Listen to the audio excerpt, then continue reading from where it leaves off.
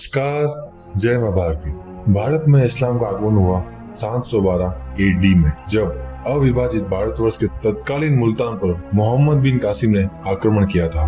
इसके पश्चात हमें अवगत कराया गया है कि कैसे 1020 से 1025 तक गजनवी के सुल्तान महमूद के निरंतर आक्रमणों से भारत की अजय छवि को गहरा आघात पहुंचा था, परंतु किसी ने भी इस बात पर ध्यान क्यों नहीं दिया कि महमूद जैसे विदेशी आक्रांताओं को भारत में अपने पैर रखने में 300 से अधिक वर्ष क्यों लग गए। ऐसा क्या कारण था कि मोहम्मद बिन कासिम के आक्रमण के बावजूद भारत 300 से ज्यादा वर्षों तक विदेशी आक्रमणों से पूर्णतया मुक्त रहा। क्या इसका कारण केवल अरब क्षेत्र में उमय्यद खलीफा का पतन था, या हमारे भारतवर्ष में कोई योद्धा ऐसा भी था जिन्होंने न केवल इन आक्रांताओं को धूल चटाई, अपितु इनके मस्तिष्क में भय का ऐसा संचार किया कि वे भारत भूमि की ओर देखने का कई शताब्दियों तक दुस्साहस भी नहीं कर पाए। मैं आज के एपिसोड में आपके समक्ष लाया हूँ उस वीर योद्धा की कथा जिनके कारण भारत भूमि विदेशी आक्रांताओं के अत्याचार से 3 शताब्दियों से भी अधिक समय तक मुक्त रही थी। ये कथा है उस सम्राट के शौर्य की जिसकी कीर्ति केवल अखंड भारत में ही नहीं अपितु मध्य एशिया तक गूंजती थी। ये कथा है कश्मीर के कारकोटा वंश के महान सम्राट ललितादित्य मुक्त पीढ़ की, जिन्होंने न सिर्फ भारतवर्ष को विदेशी आक्रमणों से मुक्त रखा अपितु अरबी एवं तुर्की आक्रांताओं को उनके साम्राज्य में घुसकर पछाड़ा। ललितादित्य के बारे में प्रसिद्ध कवि कल्हण की पुस्तक राज तरंगिणी में वर्णन किया गया है। इसके अलावा फतेहनामा सिंध एवं अल बैरूनी की तारीख ए हिंद में भी वीर ललितादित्य के अदम्य शौर्य का उल्लेख किया गया है। ललितादित्य की ख्याति चीन तक व्याप्त थी, क्योंकि चीन के टेंग वंश का उल्लेख करती पुस्तक जिंग टेंग सू में भी इसका उल्लेख पाया जाता है। ललितादित्य की कथा प्रारंभ होती है कारकोट राजवंश की स्थापना से, जिसके संस्थापक दुर्लभ वर्धन थे। दुर्लभ वर्धन गोंदड़िया वंश के अंतिम शासक बालादित्य के यहाँ एक अधिकारी थे। इनकी कर्तव्यनिष्ठ सेवा से प्रसन्न होकर बालादित्य ने अपनी पुत्री अनंगलेखा का विवाह इनके साथ किया था। राज परिवार या राजशाही से कोई संबंध न रखने के बावजूद भी दुर्लभवर्धन को अपने दामाद के रूप में स्वीकारने में बालादित्य को कोई आपत्ति नहीं हुई।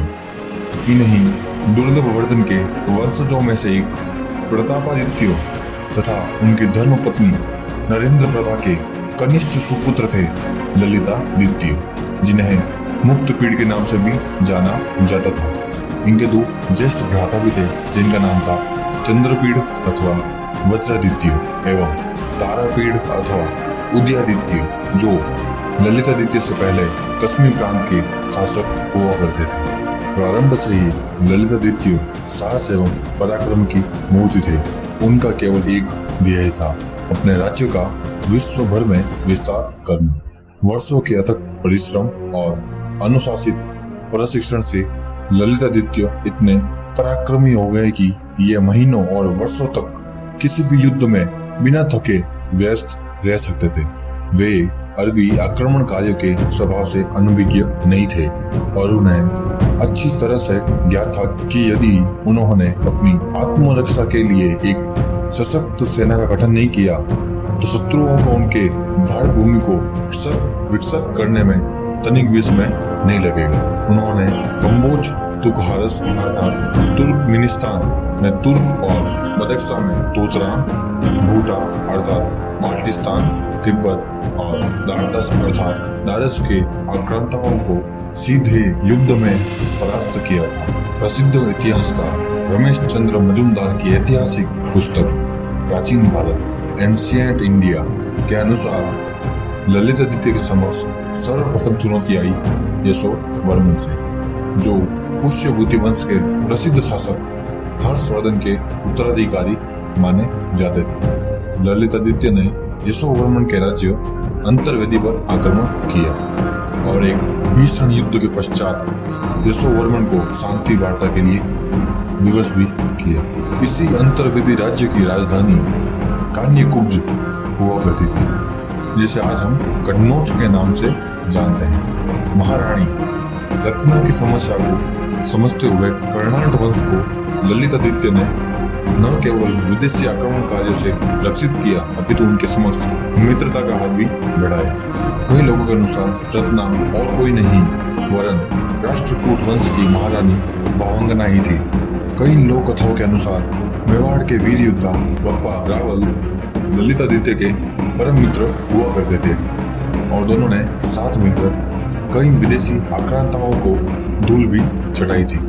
विंध्याचल की रक्षा करने के उपरांत ललितादित्य ने अपना ध्यान उत्तर की ओर केंद्रित किया।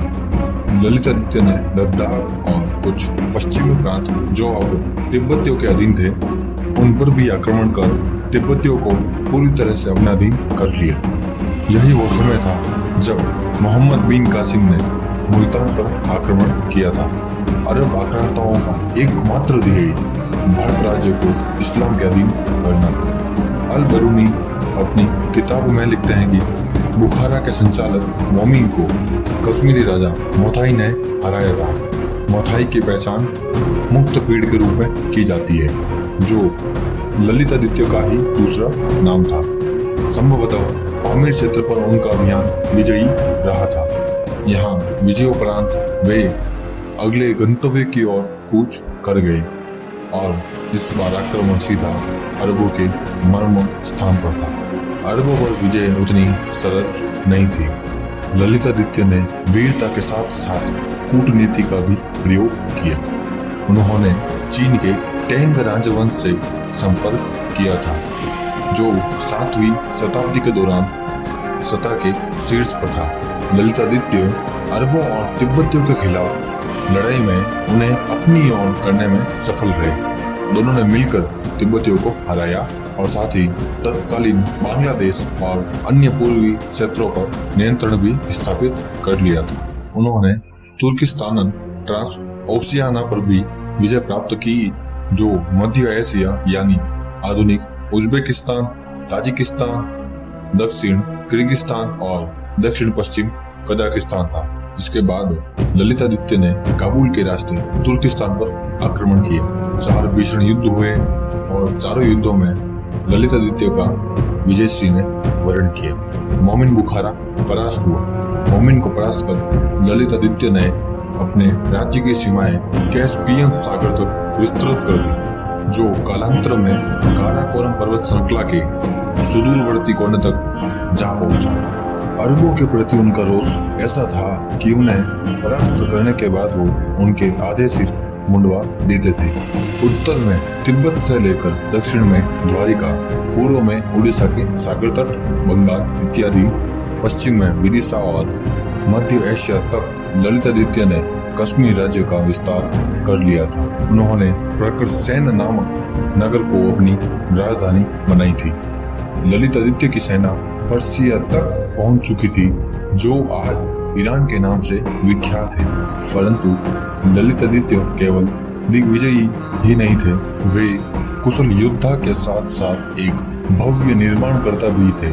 उनके सबसे भव्य निर्माणों में से एक था मार्तन सूर्य मंदिर, जिसे आगे चलकर क्रूर आक्रांता और श्रामिरी वंश के सुल्तान सिकंदर बूत सिकंद ने विकसित कर दिया।